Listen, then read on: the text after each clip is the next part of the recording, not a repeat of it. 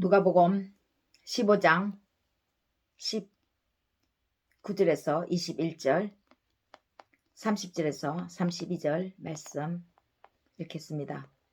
지금부터는 아버지의 아들이라 일컬음을 감당하지 못하겠나이다.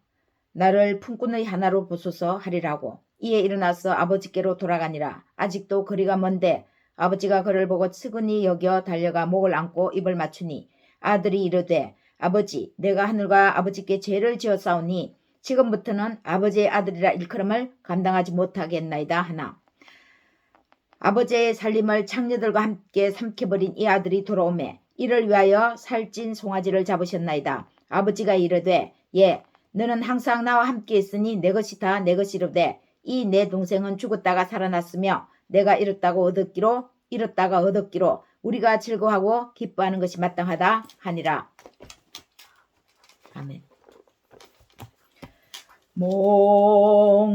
목마른 사슴이 시냇물 찾듯 나의 주님이 죄인을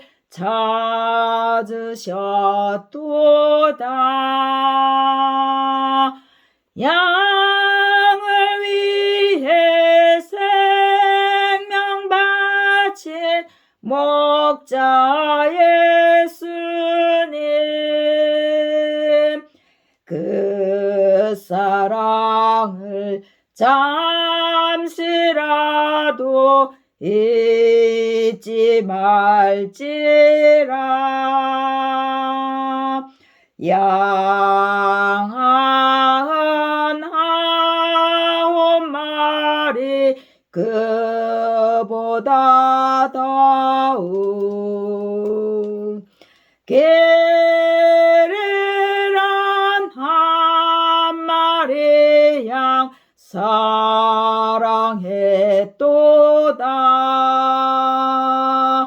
양을 위해 생명 바친 목자 예수님, 그 사랑을 잠시라도 잊지 말지라. 목자는 어린 양의 그 소리 알고 참다운 목자 음성 양이 알도다. 양을 위해 생명 바친 목자 예수님, 그 사랑을 잠시라도 잊지 말지라. 어진 목자 내 주 예수 이 몸 붙드사 푸른 초장 물가으로 인도하소서. 양을 위해 생명 바친 목자 예수님, 그 사랑을 잠시라도 잊지 말지라. 아멘. 인간과 하나님, 하나님과 인간, 누가 먼저 누구를 사랑했습니까? 요한일서 4장 19절에서 말씀합니다. 우리가 사랑함은 그가 먼저 우리를 사랑하셨음이라. 우리는 보이지 않는 하나님을 우리가 먼저 사랑한 것 같지만 만물을 창조하시고 만물을 주관하시는 그 하나님께서 창조하신 우리를 먼저 사랑하셨다고 말씀합니다. 로마서 5장 8절에서는 또 이렇게 말씀합니다. 우리가 아직 죄인 되었을 때 그리스도께서 우리를 위하여 죽으심으로 하나님께서 우리에 대한 자기의 사랑을 확정하셨느니라. 의인을 위해서도 아니고 선인을 위해서도 아니고 우리가 아직 죄인 되었을 때, 죄인은 영혼이 어둡다라는 뜻입니다. 어떤 것을 생각할 수 있는 그런 맑은 생각이 없습니다. 그런데 우리가 하나님을 알지 못하는 그때, 죄인 되었을 때에 하나님은 이미 우리를 위해서 예비하셨다는 것입니다. 사랑을 하셔서 예수님을 우리에게 보내주셨다고 말씀하십니다. 예수님을 보내주심으로 인해서 우리에 대한 하나님의 사랑을 확정하셨다는 것이죠. 그래서 그 보이지 않는 하나님을 우리는 어떻게 사랑하고 그분께 가까이 다가가야 합니까? 믿음, 소망, 사랑으로 다가가야 합니다. 성경 한 권을, 구약과 신약을 한 권을 핵심을 요약하면 믿음, 소망, 사랑입니다. 우리는 예수님을 보지 못하는 가운데서 믿어야 합니다. 우리는 오직 예수 그리스도 한 분, 그 한 분을 소망 삼아 나아가야 합니다. 예수 그리스도에게서 나오는 사랑만이 진실한 사랑인 것을 알고 그 사랑을 사랑하며 하나님께 나아가야 합니다. 하나님은 사람이 아니십니다. 우리 생각에는 우리가 하나님을 떠나서 멀리 온 것이 잘못이라 생각하여 용서를 빌고 돌아가면 용서하실 거야 라고 생각하겠죠. 우리가 용서를 빌고 다가가니까 하나님은 우리를 용서하실 거다 라고 생각하겠지만 그렇게 생각하면 하나님은 무조건적인 사랑의 하나님이 아니신 겁니다. 우리의 짧은 생각에는 그렇습니다. 그렇게 생각될 수밖에 없는 것이 진심으로 하나님께로 회개하고 돌아가니까 하나님이 우리를 받아주셨기 때문입니다. 그런데 그 받아주셨기 때문이라는 것은 하나님이 이미 우리를 불쌍히 여기시고 용서하셨다라는 것입니다. 불쌍히 여기시고 용서하셨기 때문에 우리가 그렇게 나아가는 마음이 우리에게서 생겨났다는 것입니다. 그런데 그것이 바로 우리의 생각이라는 것이죠. 우리가 회개하고 나아가니까 하나님께 돌아가니까 하나님은 용서해 주시더라. 하나님은 로마서 5장 8절에서 말씀하시는 바와 같이 우리의 모습이 어떠함에도 어떤 환경이든지 간에 늘 사랑하시는 하나님이십니다. 우리가 죄인 되었을 때에 하나님은 이미 우리를 사랑하셨습니다. 그런데 우리가 조금 잘못하고 안 하고에 따라서 하나님은 우리를 사랑하시고 안 하시고 그런 하나님이 조건적인 하나님이 아니시라는 것이죠. 오늘 하나님의 사랑을 우리에게 나타내시면서 아버지와 두 아들에 관한 얘기를 누가복음 15장에서 들려주십니다. 그런데 본문이 많아서 간추려서 읽었습니다마는 첫째 아들과 둘째 아들 이 둘은 성품이 달라도 너무 다릅니다. 첫째 아들은 사춘기를 드러내지 않고 조용히 삭히면서 사춘기, 청소년기를 지낸 듯 합니다. 크게 아버지에게 반항한 것이 보이지 않습니다. 그런데 청소년기를 부모에게 반항기 없이 보냈다고 했어. 그가 전혀 안에 반항적인 마음이 없었겠습니까? 밖으로 표출하지 않았을 뿐이지. 왜 인간인데 아버지에게 불만이 없겠습니까? 15장 29절을 보겠습니다. 아버지께 대답하여 이르되 내가 여러 아버지를 섬겨 명을 어김이 없거늘 내게는 염소 새끼라도 주어 나와 내 벗으로 즐기게 하신 일이 없더니 자기의 동생이 재산을 다 탕진하고 나가서 허랑방탕하다가 겨우 집으로 돌아왔는데 동생이 돌아온 것이 기쁘기보다는 동생을 위해서 잔치를 벌이는 그것이 첫째 아들은 못마땅했습니다. 자신은 아버지의 명을 한 번도 거스른 적 없이 아버지의 말씀대로 살아왔는데 한 번도 자신을 위해서 이렇게 거하게 친구들을 불러서 상을 차려준 적이 없다고 얘기하는 것입니다. 그러나 둘째는 어떠한 성품입니까? 자신이 직접 겪어야 즉 경험해봐야 옳은지 그런지를 판단하는 성품을 가진 듯합니다.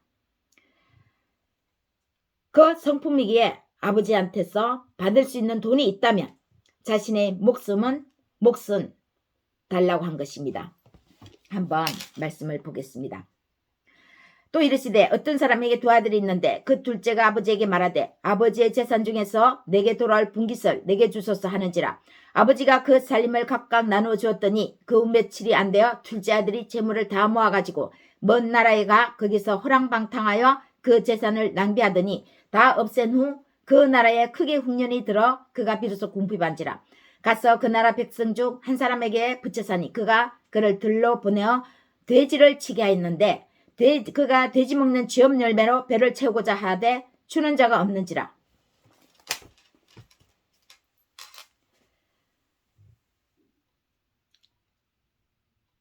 어느 쪽의 성품이 더 좋냐 아니냐는 우리가 판단할 수 없습니다. 어떤 사람은 둘째 아들이 뭔가 자신이 직접 경험해 봄으로써 더 큰 일도 할 수 있다라고 생각할 수도 있겠지만 또 그렇지 않을 수도 있죠. 그래서 어느 쪽이 어느 성품이 좋다라고 할 수 없습니다. 어느 쪽도 완벽한 성품이 아니기 때문이죠. 좋은 점과 나쁜 점, 강한 점과 약한 점, 인간이라면 누구나 할 것 없이 다 가지고 있습니다. 그 어떤 인간도 가장 완벽하게 좋은 점만을 소유하지도 않았고 또 아무리 나쁜 사람이라고 해도 나쁜 점만이 있는 것은 아니라는 것입니다. 인간이라면 완벽하지 않기 때문에 좋은 점과 나쁜 점을 골고루 다 가지고 있다는 것입니다. 이런 성품을 하나님은 더더욱 존중해 주는 모습입니다. 첫째 아들과 둘째 아들을 비교해서 사랑하지 않고 첫째 아들은 첫째 아들대로 둘째 아들은 둘째 아들대로 그 모습 그대로 하나님은 아들을 사랑하시는 것을 볼 수 있습니다. 둘째 아들이 집을 나갔습니다. 그야말로 집 나가면 개고생이라고 하는 것처럼 고생 직사게 했습니다.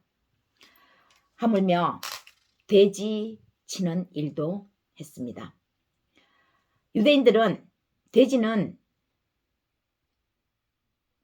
혐오하는 동물입니다. 먹을 수 있는 그런 음식으로 치지도 않았습니다. 돼지를 기르지도 않겠죠. 즉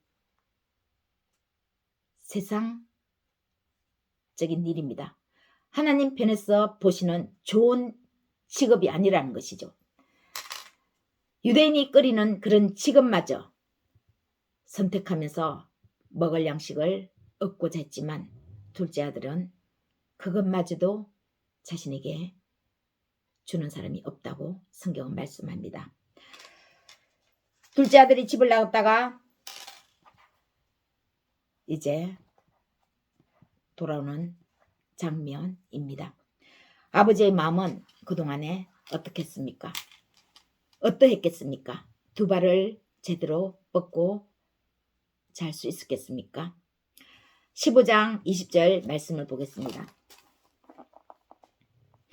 이에 일어나서 아버지께로 돌아가니라. 아직도 거리가 먼데 아버지가 그를 보고 측은히 여겨 달려가 목을 안고 입을 맞추니. 아직도 거리가 먼데 아버지가 그를 보고 측은히 여겨 달려가 목을 안고 입을 맞추었습니다. 아버지는 잠도 제대로 자지 못하고 늘 아들을 기다렸습니다. 아들이 돌아오리라고 예상을 하고 있었으니까요. 오늘 오려나 내일 오려나 반드시 돌아올 텐데 하고 먼 동구 밖에서 기다리시는 모습입니다. 돌아올 것을 예상하니까 눈만 뜨면 날이 밝으면 아들이 오는지 기다리고 있었습니다. 그래서 저 멀리 모습만 보이는데도 당신의 아들이라는 것을 알 수 있었던 것이죠. 하나님은 우리가 하나님을 멀리 떠나갔을 때 그리고 어떠한 짓을 하고 하나님을 찾으며 돌아올 때 여전히 그 자리에 서 계십니다.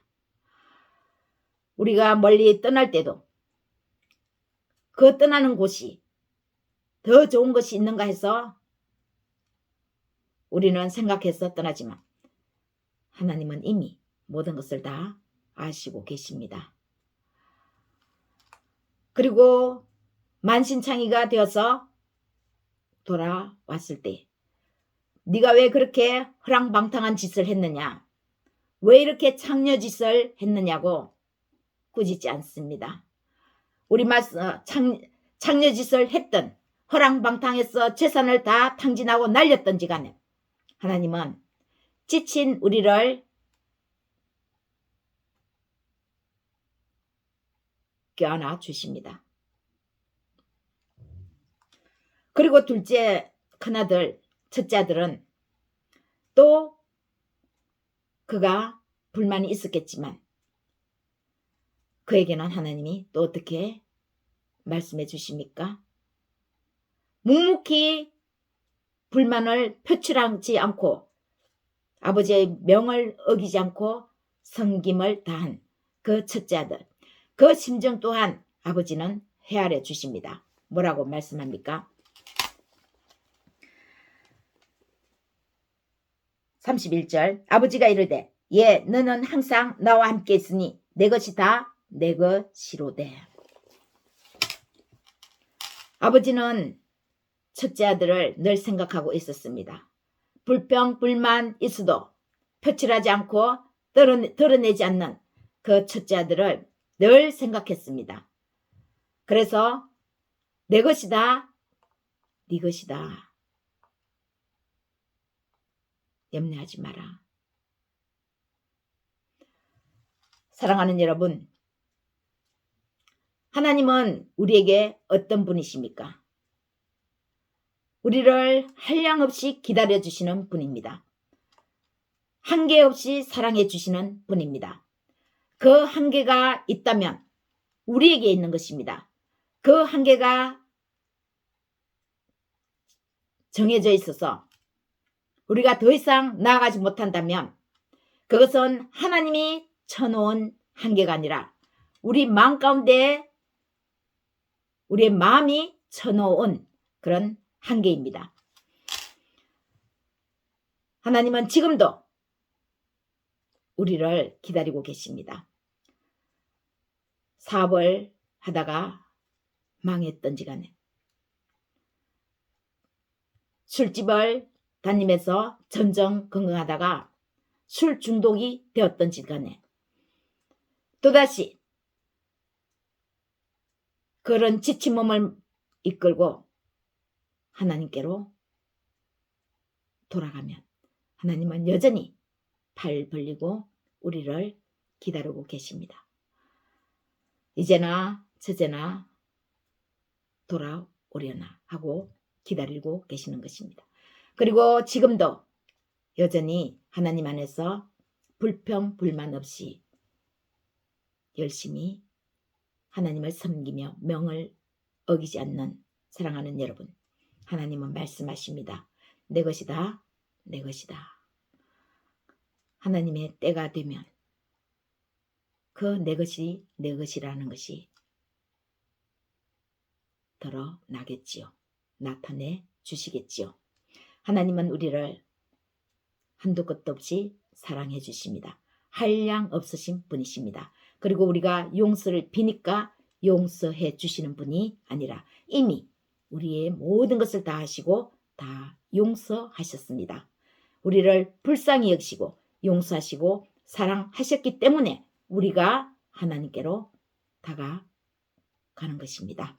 사랑하는 여러분, 이런 하나님을 더욱더 사랑하셔서 하나님께 더 가까이 가는 그런 풍성한 우리의 모든 날들이, 앞으로의 날들이 될 수 있기를. 그래서 하나님 앞에, 사람 앞에, 나라와 민족 앞에 크게 쓰임받기를 예수님의 이름으로 축복합니다.